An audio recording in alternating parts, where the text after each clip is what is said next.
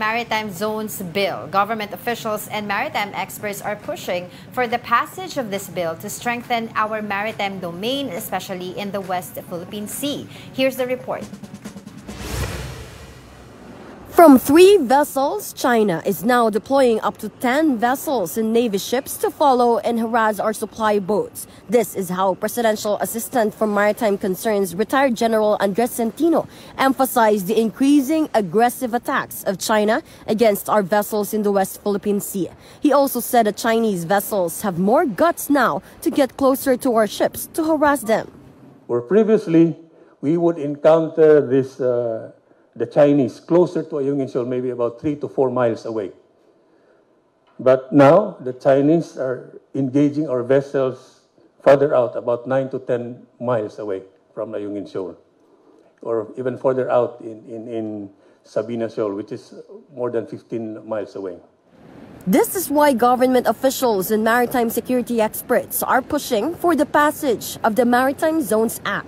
Under this bill, the country will set a clear delineation of our maritime boundaries. It aims to strengthen our rights and entitlements to our maritime zones as stated in the 2016 arbitral ruling. The passage of the Maritime Zones Bill is a step in localizing international law and solidifying our legal foundations. And this will effectively harmonize Philippine legislation with the UNCLOS and also the 2016 ruling of the UN Permanent Court of Arbitration, which invalidated China's claims in the South China Sea. Once the bill is signed into law, the Philippines can impose sanctions to those who will violate our maritime domain. Centino said the president will sign Maritime Zones Act before his third State of the Nation address in July. China has previously opposed the passage of the bill and said it will worsen the tension in the West Philippine Sea. But UP Institute for Maritime Affairs and Law of the Sea Director J. Batong Bakal insisted the bill shows the country can implement the arbitration ruling.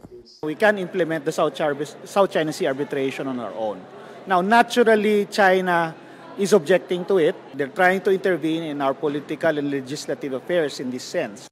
Meanwhile, Defense Secretary Gilbert Teodoro called the public to not be sidetracked with the debate over the so-called gentleman's agreement between former President Rodrigo Duterte and Chinese President Xi Jinping.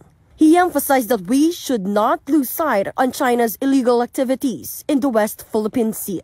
For News 5, Marian Enriquez, we are One News.